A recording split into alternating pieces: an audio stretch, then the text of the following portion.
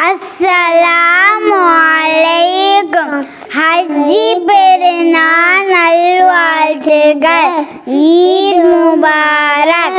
நூசாயிப், உனக்கு ஹஜ்ஜி பெருநாள் என்னெல்லாம் செய்வோன்னு உனக்கு தெரியுமா? குளிப்போம், புது ட்ரெஸ் போடுவோம், அட்டை தேய்ப்போம், பள்ளிக்கு போவோம், ஜும்மா தொழுவ போவோம், குர்பானி கொடுப்போம், எல்லாமே செய்வோம்.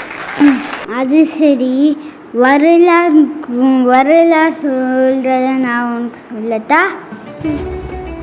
ஒரு நாள் இப்ராஹிம் நபிக்கு ரொம்ப வருஷம் கழிச்சு ஒரு பிள்ளை பிறந்துச்சான். இந்த பிள்ளை பேர் இஸ்மாயில் நபி. இந்த இஸ்மாயில் நபி ரொம்ப சின்ன பிள்ளையாக இருந்தாலாம்.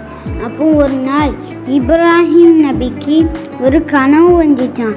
அந்த கனவுல அல்லாஹ் இஸ்மாயில் நபியை அறுத்து தாகம் செய்ய சொன்னாலாம்.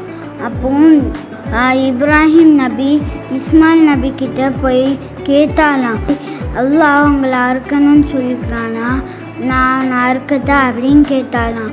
அப்போ இஸ்மாயில் நபி சரின்னு சொல்லிட்டாலாம். அப்போ இப்ராஹிம் நபியும் இஸ்மாயில் நபியும் ஒரு காட்டுக்கு போய் இஸ்மாயில் நபியை ஒரு பாறையில் படுக்க வச்சு ஒரு ஷார்ப்பான கத்தி வச்சிருந்தாலாம்.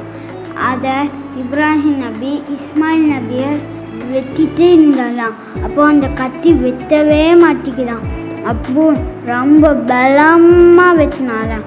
அப்பவும் வெட்ட மாட்டேங்குதான்.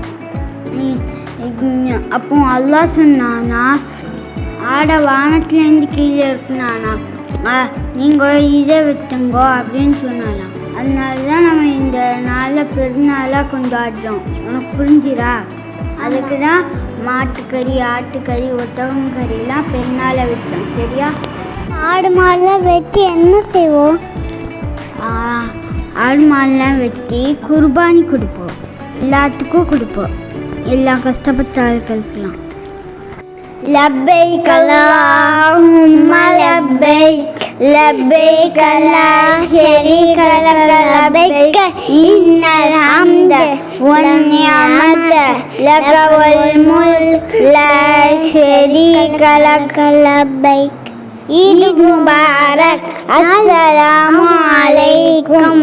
நூசாவுல்லா.